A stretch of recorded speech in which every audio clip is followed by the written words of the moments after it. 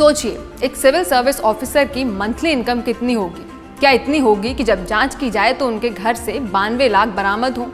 ये सुन के आपको हैरानी होगी, लेकिन जब इसी पद पर बैठे एक अधिकारी के घर से 92 लाख रुपए नगद, मैं दोहराती हूँ 92 लाख रुपए कैश और लगभग 2 करोड़ रुपए की ज्वेलरी बरामद हो तो हैरानी होना लाजमी है। यही आज असम की अधिकारी नुपुर बोरा पर हो रही है।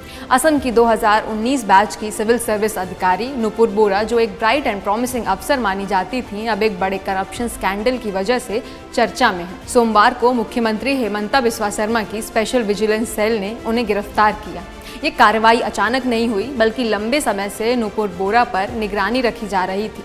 ये कार्रवाई लगभग 6 महीने पहले से चल रही थी और 15 सितंबर को नुपुर के घर छापेमारी हुई। इस दौरान उनके गुवाहाटी स्थित फ्लैट और बारपेटा में उनके किराए के मकान से अधिकारियों ने भारी मात्रा में नकद और सोने चांदी के गहने बरामद किए।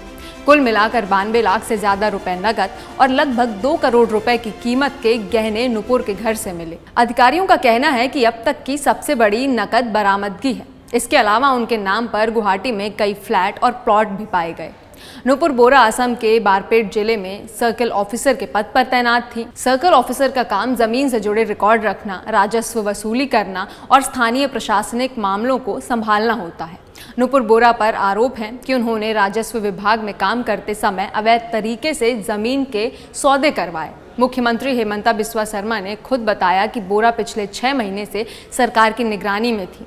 जांच में सामने आया कि बारपेटा जिले में बतौर सर्किल ऑफिसर रहते हुए उन्होंने बड़े पैमाने पर हिंदुओं की जमीन मुसलमानों को ट्रांसफर करवाई और इसके बदले में उन्होंने इतनी बड़ी रकम ली। ये सब उस समय हुआ जब सरकार ने हिंदू मुस्लिम समुदाय के बीच जमीन के सौदों पर सख्ती लागू कर रखी थी। ऐसे संवेदनशील मामलों में नुपुर की भूमिका संदिग्ध पाई गई और इसी वजह से आखिरकार उन पर कार्रवाई करनी पड़ी। अगर नुपुर बोरा का बैकग्राउंड देखें तो उनका जन्म 31 मार्च 1989 को असम के गोलाघाट जिले में हुआ। उन्होंने कॉटन कॉलेज से इंग्लिश लिटरेचर की पढ़ाई की और गुवाहाटी विश्वविद्यालय से बैचलर्स ऑफ आर्ट्स की डिग्री हासिल की। पढ़ाई के बाद कुछ समय तक वो District Institute of Education and Training में लेक्चरर रहीं। बाद में उन्होंने Assam Civil Service exam pass किया और 2019 में एडमिनिस्ट्रेटिव सर्विस में बतौर अधिकारी बनकर शामिल हुई। उनकी पहली पोस्टिंग कार्बी आंगलोंग में असिस्टेंट कमिश्नर के तौर पर हुई। इसके बाद जून 2023 में उन्हें बारपेटा में सर्कल ऑफिसर के रूप में भेजा गया और हाल ही में उनका तबादला कामरूप जिले के गरोईमारी में हुआ। महज 6 साल में उनका करियर बहुत आगे बढ़ता दिखाई दिया, लेकिन भ्रष्टाचार के आरोपों ने सब कुछ पलट दिया। मुख्यमंत्री हेमंता बिस्वा शर्मा ने इस मामले पर बयान देते हुए कहा कि नुपुर बोरा ने अपनी आधिकारिक आय से 400 गुना ज्यादा संपत्ति इकट्ठा की। उन्होंने ये भी कहा कि इस मामले में केवल निलंबन या सेवा से बर्खास्त करना पर्याप्त नहीं होगा, बल्कि कानूनी दंड भी दिया जाएगा। मुख्यमंत्री ने यह भी आरोप लगाया कि अल्पसंख्यक बहुल इलाकों के रेवेन्यू ऑफिस में सबसे ज्यादा भ्रष्टाचार होता है और बारपेटा में जो नुपुर बोरा ने किया वो भी इसी तरह का मामला है। फिलहाल नुपुर बोरा पुलिस हिरासत में है और उनके खिलाफ जांच जारी है। अब तक हुई बरामदगी ने ये साफ कर दिया है कि उनके पास जो पैसा और संपत्ति है वो उनके ऑफिशियल इनकम से काफ़ी ज़्यादा है। सरकार और विजिलेंस डिपार्टमेंट दोनों का मानना है कि आने वाले समय में इस मामले में और भी गिरफ्तारियां और संपत्ति की जब्ती हो सकती है।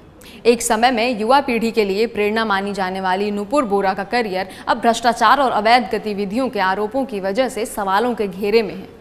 करप्शन जैसे अपराध आज ब्रॉड ट्रेंड की तरह देखे जा सकते हैं, क्योंकि ये सिर्फ असम राज्य तक सीमित नहीं है। 28 जुलाई 2025 को दिल्ली पुलिस ने पश्चिम बिहार ईस्ट थाने की एक महिला सब इंस्पेक्टर नीतू बिष्ट, उनके 2 सब ऑर्डिनेट ऑफिसर्स और 2 सिविलियंस को 20 लाख रुपए की रिश्वत लेने के आरोप में गिरफ्तार किया था।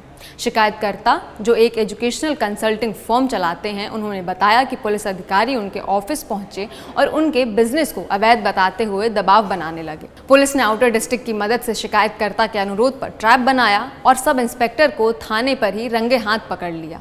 वहीं अगस्त महीने में तेलंगाना के एक असिस्टेंट इंजीनियर अंबेडकर एरुगू के खिलाफ लगभग 6.5 करोड़ की अवैध संपत्ति रखने का आरोप लगा था।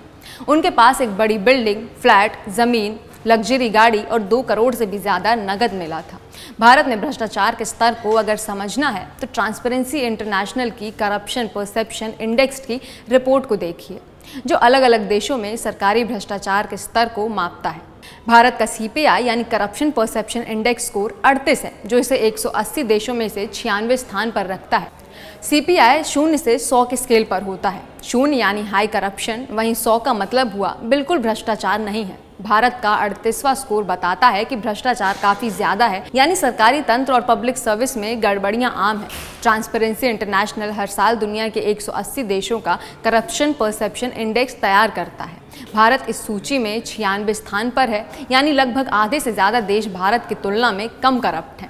जहां हमारी ब्यूरोक्रेसी में करप्शन को इतना नॉर्मलाइज कर दिया गया है और नुपुर बोरा जैसे केस अब सिर्फ एक हेडलाइन बन के रह जाते हैं, वहीं कुछ अधिकारी ऐसे रहे हैं जिन्होंने ईमानदारी और पारदर्शिता के साथ काम किया, लेकिन उन्हें अक्सर सिस्टम की राजनीति और भ्रष्टाचार का सामना करना पड़ा।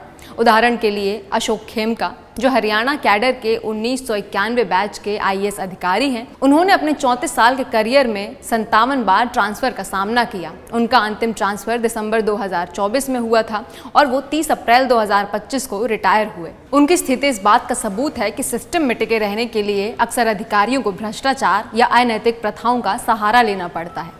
ये विडंबना है कि ईमानदार अधिकारी सिस्टम की राजनीति और भ्रष्टाचार के कारण परेशान होते हैं, जबकि भ्रष्टाचार में लिप्त अधिकारी सिस्टम में बने रहते हैं। भ्रष्टाचार की बीमारी हमारे सिस्टम में किस तरह फैली हुई है, इसे समझने के लिए आपको कुछ राज्यों की इस रिपोर्ट से रूबरू कराना जरूरी है।